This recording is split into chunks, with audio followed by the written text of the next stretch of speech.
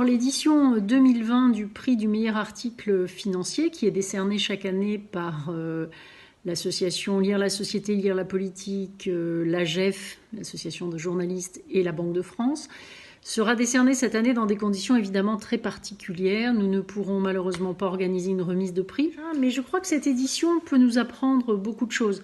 D'abord, nous avons eu beaucoup de candidats, à la fois dans la catégorie des jeunes journalistes et dans la catégorie des jeunes confirmés. Beaucoup de beaux articles, intéressants, un choix d'ailleurs assez difficile pour le jury, comme chaque année, un peu cornélien, mais avec des types d'articles très différents. Donc j'encourage tous ceux qui ont contribué à continuer l'année prochaine, et puis d'autres évidemment.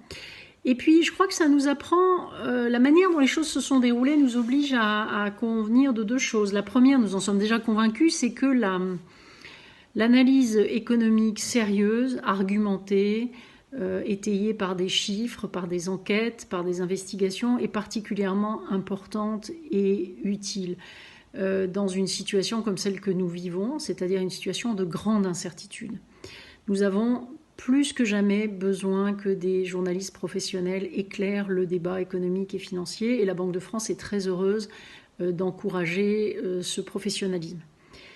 L'autre chose, c'est que c'est aussi une leçon d'humilité, parce que le jury a été confronté à un choix difficile, qui était de se demander si finalement des articles qui avaient été largement écrits avant le début de l'épidémie conservaient leur intérêt, ou est-ce qu'il faudrait tout recommencer. Et nous avons décidé malgré tout de primer les meilleurs, de ceux qui nous ont envoyé des papiers. Mais nous avons eu un petit vertige consistant à réaliser à quel point, même quand l'épidémie par exemple avait démarré en Chine, peut-être nous étions tous passés à côté de certaines conclusions, nous n'avions pas poussé assez loin la réflexion. Et donc je crois que c'est une très grande école d'humilité d'avoir cette espèce de photo de ceux qui occupaient nos esprits, pas seulement ceux des journalistes, ceux des lecteurs aussi, il y a seulement quelques mois. Donc bravo aux vainqueurs, je ne vais pas donner les noms tout de suite, bravo à nos vainqueurs, bravo à tous ceux qui ont contribué et qui ont fait eux aussi de très très bons papiers. Et puis j'espère que dans cet esprit à la fois de confiance dans la nécessité du professionnalisme et d'autre part d'humilité face à la complexité du monde, nous arriverons encore à coopérer à l'avenir. Merci beaucoup. Merci Sylvie Goulard. Bonsoir à toutes et à tous. Très heureux de vous retrouver pour l'attribution de ce prix du meilleur article financier 2020. Alors nous regrettons toutes et tous, membres du jury et équipe organisatrice, de ne pas pouvoir être à vos côtés en présentiel, comme le dit très bien ce mot qui a renforcé sa notoriété pendant le confinement. Avant de décerner le prix dans les deux catégories, peut-être un mot sur la raison d'être de ce prix. L'une des vertus des différentes crises financières que le monde a connues ces dernières décennies est d'avoir incité les Français à s'intéresser de près au rouage de l'économie. La violente crise sanitaire, économique, sociale et sociétale que nous traversons actuellement nous impose d'apporter les bonnes réponses aux questions légitimes de nos lecteurs, auditeurs, téléspectateurs et autres internautes. Donner les clés, en fait, pour comprendre ce monde de plus en plus compliqué. Dans ce contexte anxiogène, notre devoir de journaliste est de pousser le débat avec l'expertise et la déontologie qui nous sont propres. Plus que jamais, notamment à l'heure de la prolifération des fake news dévastatrices, nous devons veiller de manière plus insistante encore à la rigueur de notre travail. Et puis nous devons être aussi vigilants, je dirais, face à des lois qui, sous prétexte de protéger le secret des affaires, remettraient en question le droit d'investiguer, d'enquêter, d'informer tout simplement.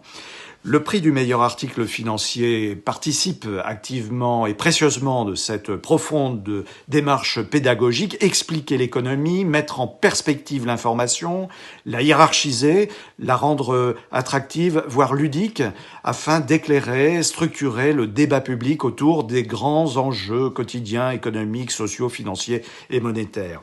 Donc autant de qualités, je dirais, qui ont présidé au choix des lauréats dans les deux catégories, jeunes journalistes et journalistes confirmés, que je vous présente tout de suite.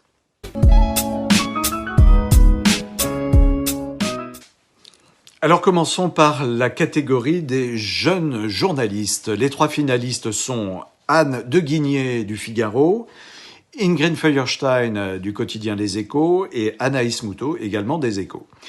Anaïs Moutot, correspondante du quotidien économique aux États-Unis, précisément en Californie, à San Francisco depuis 4 ans. La Californie est bien sûr ses entreprises technologiques, les start-up, avec un zeste d'analyse de politique économique, politique environnementale notamment, d'où le titre de cet article retenu par le jury parmi les finalistes du prix du meilleur article financier dans la catégorie des jeunes journalistes, donc, face aux GAFAM, la nécessaire refonte des lois antitrust.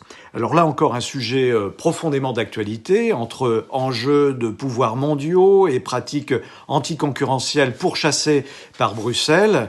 Je renvoie d'ailleurs à la lecture de cet article sur le site de Lire la Société, relayé par les sites de la Banque de France et de l'AGEF.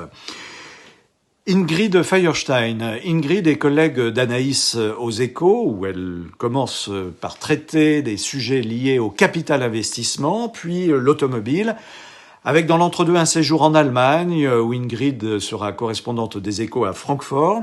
Le titre de son article, E-commerce, les dessous d'un grand bazar fiscal. On y suit la traque de la fraude à la TVA jugée massive par l'inspection des finances à Paris. Et là encore, je renvoie à la lecture de cet article sur les sites de Lire la Société, l'AGEF et la Banque de France. Anne de Guigné. Anne est journaliste au Figaro depuis 12 ans. Après le secteur de la finance, elle se dirige vers les sujets sociétaux et depuis 2 ans, Anne suit la politique économique et traîne souvent ses guêtres à Bercy, au ministère de l'économie et des finances, dont les coulisses n'ont plus de secret pour elle.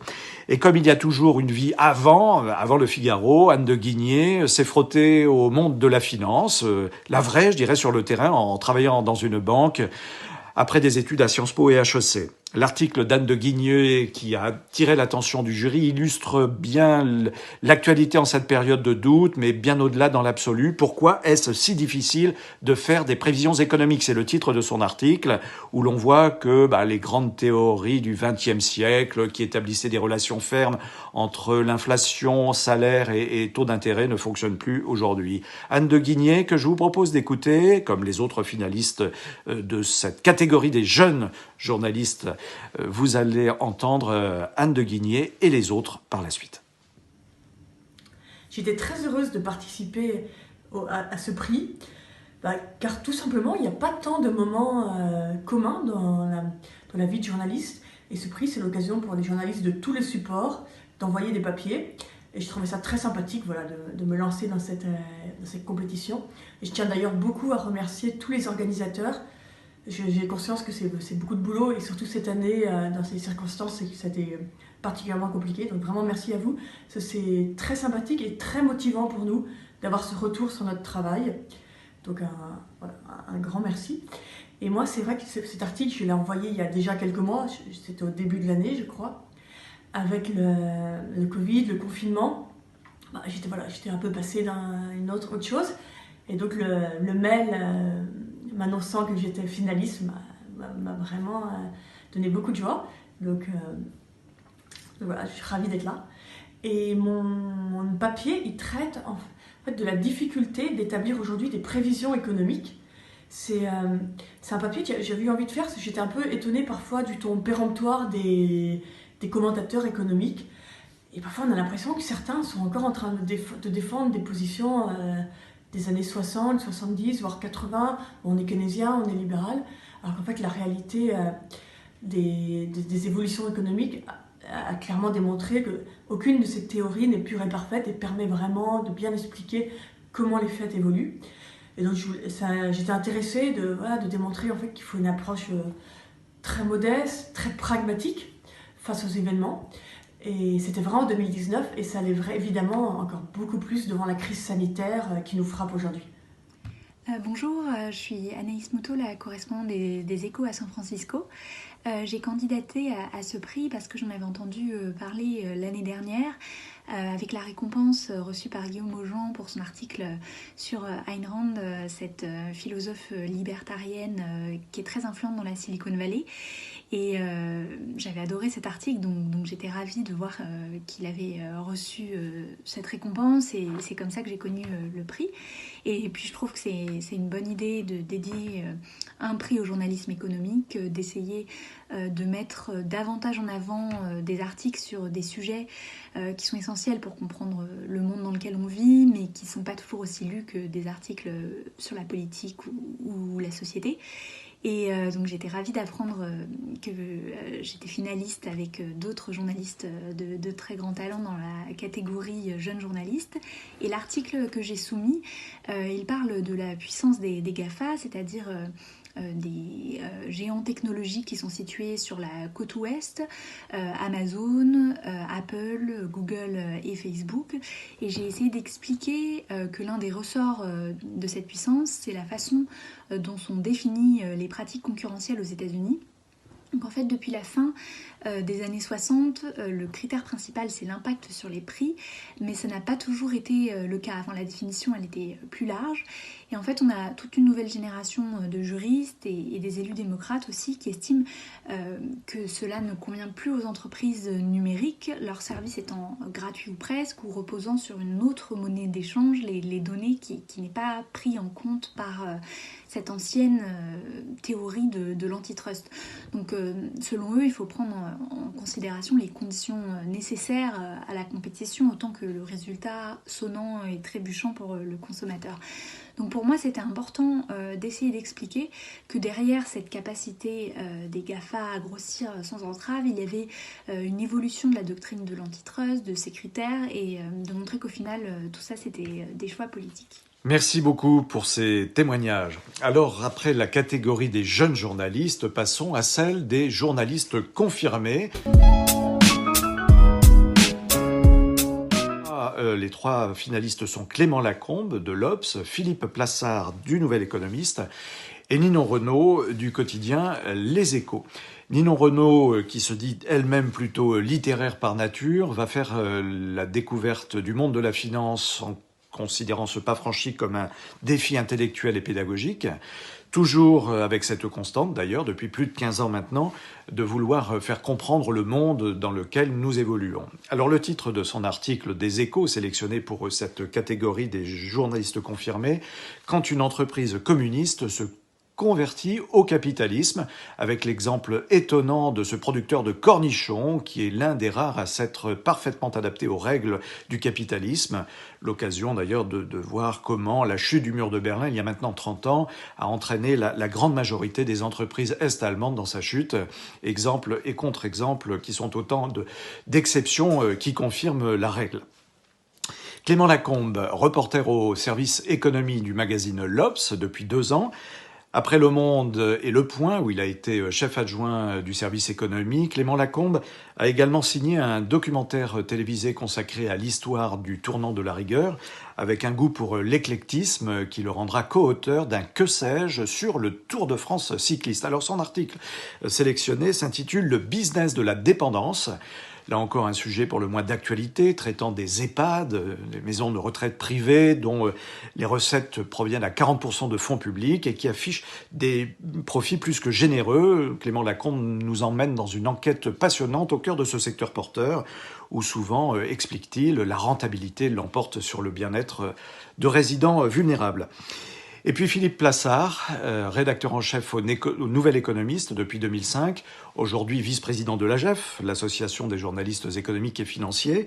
Philippe Plassard est passé par le quotidien spécialisé Liaison sociale. Il met un point d'honneur à pratiquer un journalisme d'analyse, de décryptage des enjeux économiques, politiques et sociétaux, sans oublier bien sûr les entretiens de personnalité pour justement éclairer les évolutions rapides de notre monde. Alors son article sélectionné, La difficile quête d'un PIB vert, une analyse précieuse et intemporelle, même si elle nous plonge directement dans la relance de l'économie après les effets ravageurs du Covid-19.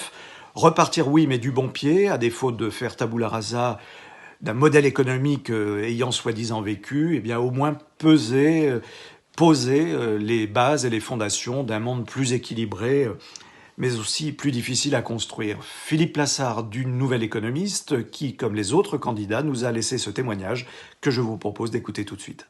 Pourquoi avoir candidaté ? Les Anglais ont une expression que j'aime bien, fishing for compliment, c'est-à-dire partir à la pêche au compliment.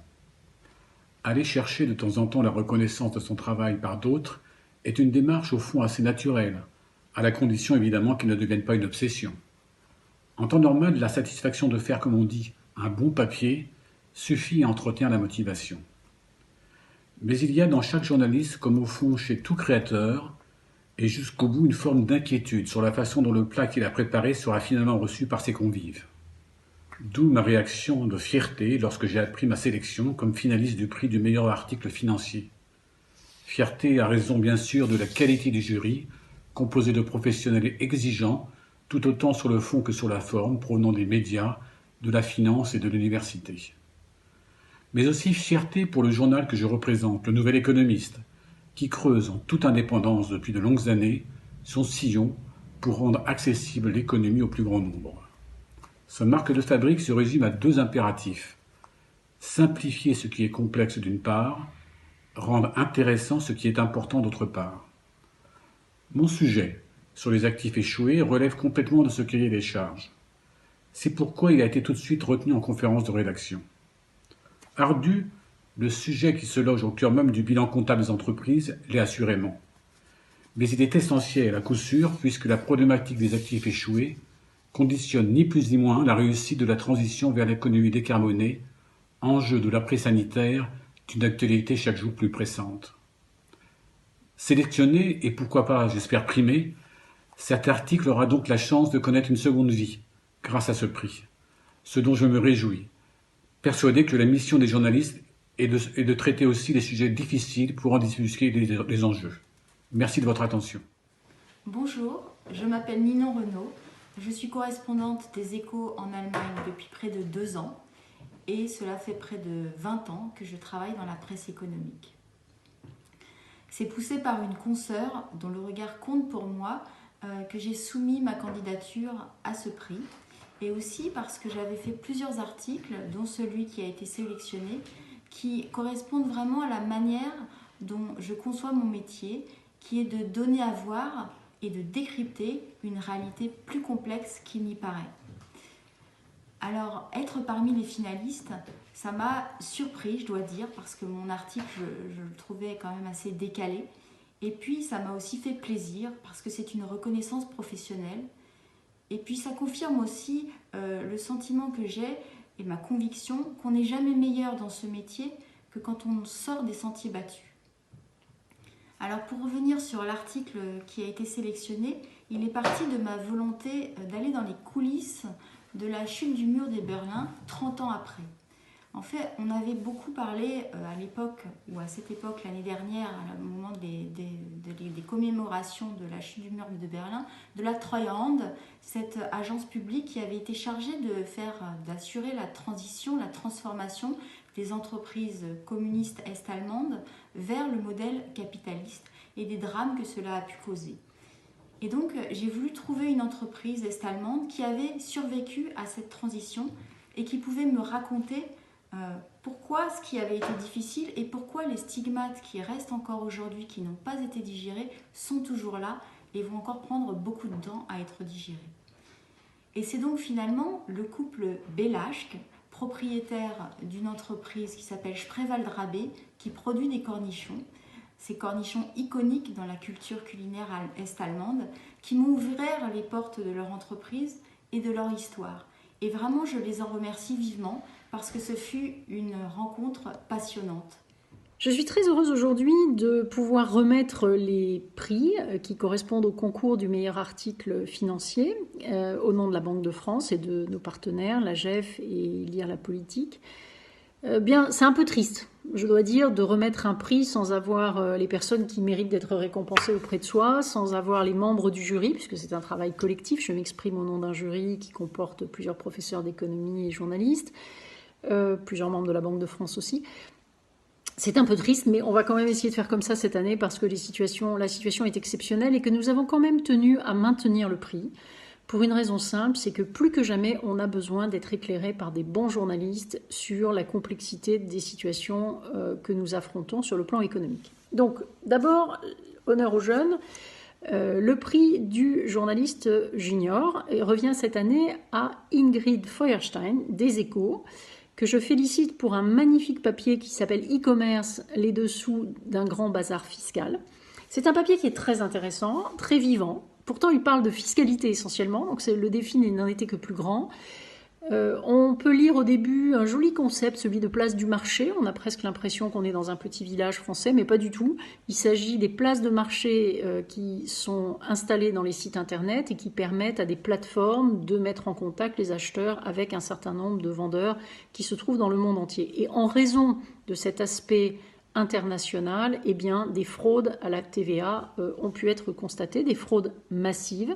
C'est l'intérêt aussi de cet article, c'est de montrer qu'il est important de laisser aux acheteurs la liberté de choisir d'aller dans des magasins ou d'acheter via Internet, mais bien entendu, il est important pour la collectivité que les impôts rentrent dans les caisses de l'État et que tous les actes d'achat soient traités d'une manière équitable. Donc c'est un papier qui parle de fiscalité, qui parle de numérique, qui parle de mondialisation, de culture aussi derrière la mondialisation. C'est là qu'on voit que le produit très français qu'est la TVA n'a pas été très bien exporté en Chine, ou qu'en tout cas certains vendeurs essayent d'y échapper. C'est un papier positif aussi. Il est non seulement argumenté en faisant référence à des rapports, en montrant que des personnes ont été interrogées, mais aussi positif parce qu'il y a un petit focus sur l'effet de la directive européenne qui va permettre, à partir du 1er janvier 2021, par l'abolition d'un seuil de 22 € qui facilitait les fraudes, d'arriver à de nouveau percevoir cet impôt et encore une fois permettre l'épanouissement du commerce en ligne sans qu'il y ait de fraude fiscale. Donc bravo Ingrid, et vous continuez à nous faire des beaux papiers comme ça. Merci beaucoup à tous. Bonjour à tous.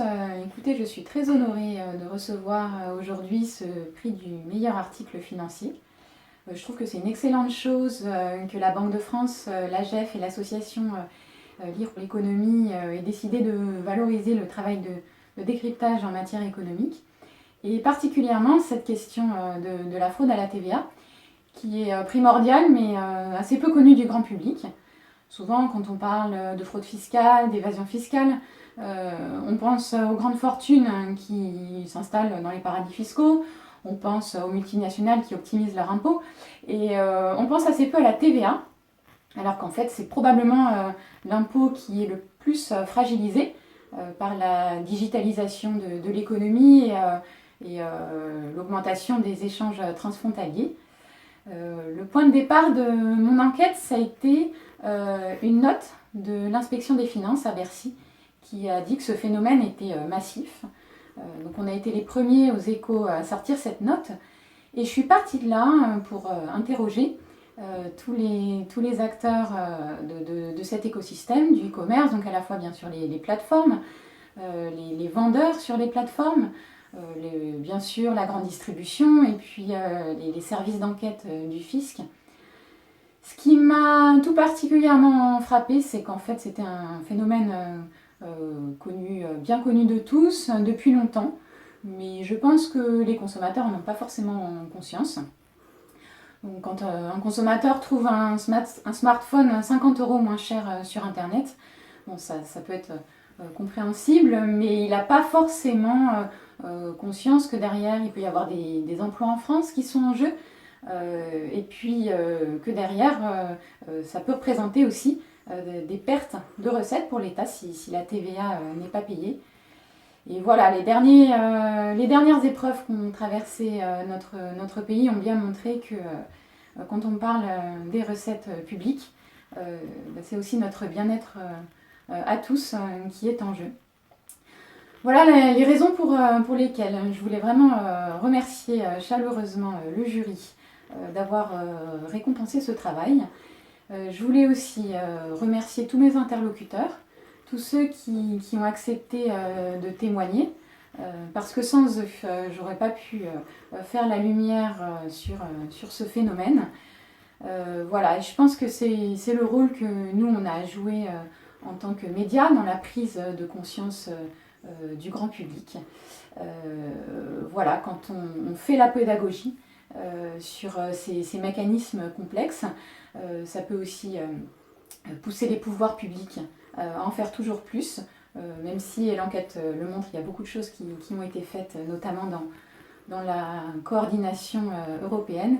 Et puis bien sûr, ça peut jouer dans la prise de conscience de chacun, et ça peut nous pousser tous à changer nos comportements. Le prix, chaque année, comporte un prix jeune et un prix journaliste confirmé. J'ai le grand plaisir de dire devant vous aujourd'hui que c'est Clément Lacombe, journaliste à l'Obs, qui est le lauréat 2020 pour un très beau papier sur le business de la dépendance. Alors, qu'est-ce que cache ce titre ?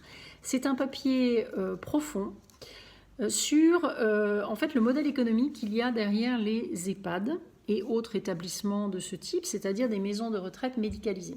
Alors, c'est un papier qui a une très bonne infographie qui montre bien l'importance, malheureusement, j'allais dire, parce que nous risquons tous un jour d'être clients et d'être des personnes âgées dans une situation de vulnérabilité. Donc, il y a un marché potentiellement énorme, il y a des besoins et il y a des prestataires qui sont des entreprises qui se trouvent à la croisée d'une sorte de mission de service public, puisque le soutien de la dépendance, la médicalisation justifie un octroi d'argent public, mais dans le même temps, ce sont des entreprises, et l'article le fait bien ressortir, qui sont extrêmement rentables. Quand on voit leur rentabilité par rapport à celle de la plupart des entreprises du CAC 40, on se rend compte que c'est un vrai sujet. L'article est bien documenté.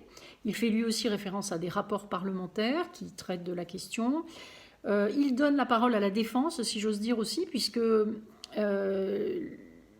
le syndicat professionnel évoque les conditions beaucoup plus déplorables dans lesquelles se trouvaient les maisons de retraite pour personnes âgées il y a quelques années. Je crois que c'est une évolution qui est indéniable. D'un autre côté, la question, c'est de savoir si les coûts correspondent aux prestations fournies ou si on a un modèle économique qui n'est pas justifié. Donc voilà, c'est à la croisée des questions de société, des questions économiques, de la finance, parce qu'on voit très bien le jeu de la finance à effet de levier aussi dans cet article. Donc bravo Clément Lacombe, et je ne souhaite qu'une chose pour l'édition de l'année prochaine, c'est d'abord de vous retrouver tous, j'espère, à la Banque de France pour faire ça de manière plus conviviale que cette année, mais on n'a pas lâché, on a continué à défendre le besoin d'un éclairage fait par des journalistes professionnels sur les questions économiques et financières.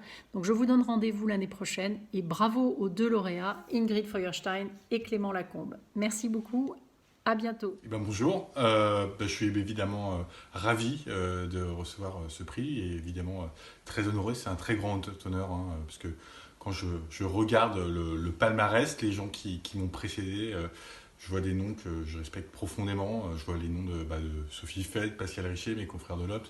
Je vois Philippe Escorn, Bertie Bayard, autant de gens que j'admire profondément. Et donc c'est vraiment un honneur, d'autant plus quand je lis les articles de mes confrères finalistes, et quand je lis les articles de Philippe Plassard ou Ninon Renaud. J'ai eu beaucoup de chance d'obtenir ce prix. Donc un grand merci à Lire la Société, à la Banque de France, à la GEF, à Luce Perrault, à Emmanuel Cuny, à Sylvie Goulard. Donc merci à tous pour m'avoir donné ce prix, mais aussi pour faire en sorte que ce prix existe, parce que c'est vrai que merci de souligner tout simplement le travail des journalistes économiques. C'est vrai que dans les rédactions, souvent, l'économie, c'est un peu considéré comme un secteur de deuxième rang. Généralement, les journalistes, c'est pas vers le secteur vers lequel ils se tournent spontanément, et parce que c'est vrai que l'économie, c'est pas simple, c'est compliqué, c'est difficile, parce qu'il y a plein de chiffres, et puis aussi parce que c'est vrai que c'est dur, c'est complexe, et il faut toujours expliquer. Et c'est vrai que c'est quelque chose qui me tient beaucoup à cœur, et c'est pour ça que je suis très fier de ce prix. C'est parce qu'en fait, j'aime bien faire en sorte que les articles que j'écris puissent être compris par tout le monde, donc par le spécialiste qui va y trouver une nuance, une information inédite, une idée qu'il n'avait pas vu venir, mais aussi par le novice, par la personne qui n'est absolument pas familière des choses de l'économie. Et c'est ce à quoi je m'attelle. J'oublie jamais que moi je suis arrivé un petit peu dans l'économie par accident. Quand je suis sorti d'école de journalisme, j'ai pu entrer au monde comme secrétaire de rédaction, et la veille de mon arrivée, on m'avait dit tu vas arriver au service entreprise, ça va, ça pose pas de problème, la finance c'est bon. J'avais bien sûr dit oui, aucun problème, tout ça, ça me va très bien, pas de souci. Sauf qu'en fait, non, pas du tout. Les pages d'entreprise, je ne les avais jamais ouvertes de ma vie. C'était vraiment le truc, je me souviens, c'était au milieu du journal, le truc que je sautais spontanément. Et ce jour-là, j'avais ouvert Le Monde, j'avais vu le titre de l'article principal de ce journal des pages d'entreprise, ça parlait des hedge funds, et je n'avais absolument aucune idée de ce que c'était. Donc, finalement, j'ai appris sur le tas. C'est peut-être une très bonne école aussi. Et puis, voilà, faut jamais oublier de... J'essaye dans ma pratique, de tenter de ne pas oublier la personne que j'étais il y a 15 ans maintenant. Et voilà, la personne qui, en gros, n'y comprenait rien, n'y connaissait rien, et surtout qui avait fait un rejet total de l'économie, comme ça avait été mon cas. En première année, j'ai étudié un petit peu l'économie à l'IUP où j'ai étudié, et en première année, je me souviens que j'avais eu 4 dans le partiel d'économie, j'avais eu 5 au rattrapage. Donc c'était pas très bien parti, puis finalement, bon, voilà, on peut y arriver, comme quoi rien n'est jamais désespéré. Donc c'est un article sur les EHPAD que vous avez choisi de récompenser. C'est un article qui doit beaucoup à Dominique Nora, la patronne de l'Obs, qui a toujours ce talent pour flairer les sujets qui vont faire l'actualité et les grandes tendances de demain. Et c'est elle qui m'a poussé à creuser, à regarder ce sujet-là. Je dois avouer que je suis arrivé sans aucun préjugé, sans a priori, et en fait j'ai découvert un univers singulier, un peu fascinant, avec ce poids des acteurs privés et le business qui faisait, le très juteux business qui faisait avec ce métier très subventionné. Ça pose beaucoup de questions, parce que les acteurs privés ont apporté beaucoup de choses à ce marché-là. Ils ont mis les capitaux nécessaires au développement de ces infrastructures. Puis ça pose énormément de questions d'ordre économique, bien sûr, sur la rentabilité, mais aussi des questions d'ordre social, sociétal, voire philosophique, sur qu'est-ce qu'on fait de nos personnes âgées, comment on finance la dépendance, quel avenir pour ces personnes-là. Voilà, ça pose beaucoup de questions, et c'est vrai que la crise du coronavirus, elle est révélateur de tout ça, et peut-être que ça a mis une lumière sur ces institutions qui ont un peu singulières, et toutes les questions sous-jacentes qu'elles posent, et que j'espère avoir un petit peu posé dans ce papier. Donc merci beaucoup. Je vais me permettre un dernier mot pour mon journal, pour l'Obs. C'est un journal que j'ai rejoint il y a 2 ans, et c'est vrai que c'est un peu un rêve pour un journaliste, parce que vous avez du temps pour travailler. Voilà, vous êtes libre en gros de travailler et d'arriver à la conclusion à laquelle vous voulez arriver. Et c'est vrai que c'est une chance rare dans ce métier. Puis c'est un journal qui aime beaucoup l'économie. C'est la 3e fois en 4 ans que le journal remporte ce prix dans la catégorie des journalistes confirmés. Donc merci encore à Dominique Norad, merci à Pascal Richer, que j'ai cité déjà tout à l'heure, son adjoint, à Sophie Fay, que j'ai cité aussi et qui est venu me chercher il y a 2 ans. Merci à Claude Soula, le chef du service, qui a un talent particulier pour me gérer et gérer mes tourments. Merci Claude. Merci à Boris, son adjoint, à Baptiste, à Charlotte, à Thierry, à Morgane.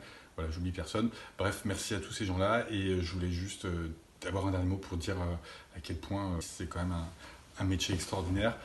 Parfois on l'oublie, parfois pas. Je pense qu'il faut toujours le répéter. On fait un très chouette métier. Merci. Grand bravo aux 2 lauréats du prix du meilleur article financier 2020. Je rappelle donc catégorie jeune journaliste Ingrid Feuerstein pour e-commerce, les dessous d'un bazar fiscal, à lire dans les Échos. Et puis catégorie journaliste confirmé, Clément Lacombe et son article signé dans le magazine l'Obs, le business de la dépendance. Encore bravo.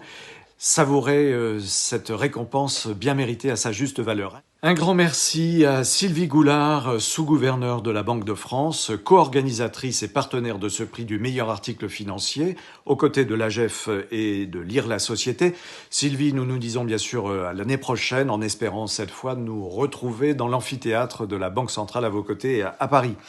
Merci également et rendez-vous encore une fois l'année prochaine aux membres du jury, Sylvie Goulard, Luce Perrault, Françoise Cruignot, Françoise Benamou, Annie Cotte, Patricia Criffo, Dominique Cantor, Olivier Garnier, Philippe Chalmin, Elmoub Moud, Xavier Rago et votre serviteur. Le verdict, on le voit cette année, marque la parfaite parité. une lauréate et un lauréat, ce qui ne fut pas le cas l'année dernière pour le prix du meilleur article financier 2019, puisque 2 femmes s'étaient imposées en finale.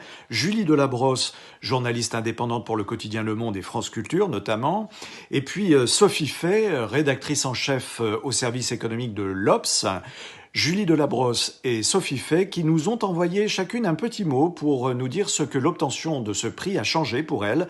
Nous écoutons Julie Delabrosse, puis Sophie Fay. Bonjour à tous, je me présente, Julie Delabrosse, je suis lauréate de l'édition 2019 du prix du meilleur article financier dans la catégorie jeune journaliste. C'était pour un article paru dans Le Monde au sujet du tabou de l'impôt sur l'héritage. Écoutez, 1 an après, ce que je peux vous dire, c'est que ce prix reste une grande fierté dans ma carrière de plus ou moins jeune journaliste. Pour un rédacteur en presse économique, c'est un peu notre Pulitzer à nous. Il récompense à la fois le travail d'enquête, mais aussi, je crois, de pédagogie dont nous devons faire preuve pour expliquer cette matière parfois aride. À l'époque, j'étais d'autant plus contente que je venais de me lancer comme pigiste après plusieurs années passées à l'Express et que j'essayais de faire mes preuves dans la rédaction du Monde. Je crois que ça a été plutôt réussi parce que ça a été assez bien perçu, bien accueilli en interne. Ça m'a aussi ouvert des portes dans d'autres rédactions. Et puis ça m'a même donné confiance pour proposer à des chaînes télé un documentaire sur la finance. Donc c'est un bilan extrêmement positif et c'est pour ça que 1 an après, j'aurai un conseil à formuler à tous les candidats de cette édition, mais aussi j'espère des prochaines éditions. C'est bien sûr de persévérer, car moi c'est au bout de la 3e candidature que j'ai enfin remporté le prix, après avoir été dans les 3 finalistes l'année précédente. Donc à tous les candidats ce soir, je vous souhaite beaucoup de chance, beaucoup de courage, car je sais que l'attention est énorme. Voilà, et bonne soirée à tous.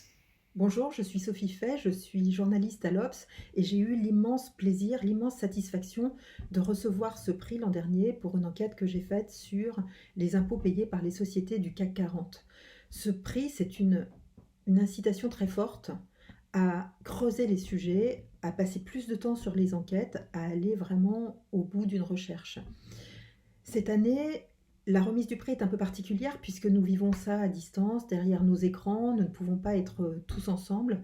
Je trouve que le fait d'être chacun chez soi, c'est un moment qui doit nous inciter à réfléchir à ce que veut dire le collectif, ce que veut dire être une rédaction, ce que veut dire travailler ensemble dans l'exercice de notre métier du journalisme. Avoir un bon rédacteur en chef, avoir quelqu'un qui vous aide à trouver les bons sujets, qui vous pousse à les traiter jusqu'au bout, à y passer du temps, travailler en équipe, avoir les bonnes idées, mettre plus haut la barre des exigences, c'est aussi très important. Alors pour que les rédactions continuent à exister, pour qu'il y ait ce collectif pour pousser nos sujets, pour les soutenir, il faut que les journaux continuent à exister. Pour que ces journaux existent, il faut que les kiosquiers existent et ils ont été irréprochables pendant cette crise du coronavirus.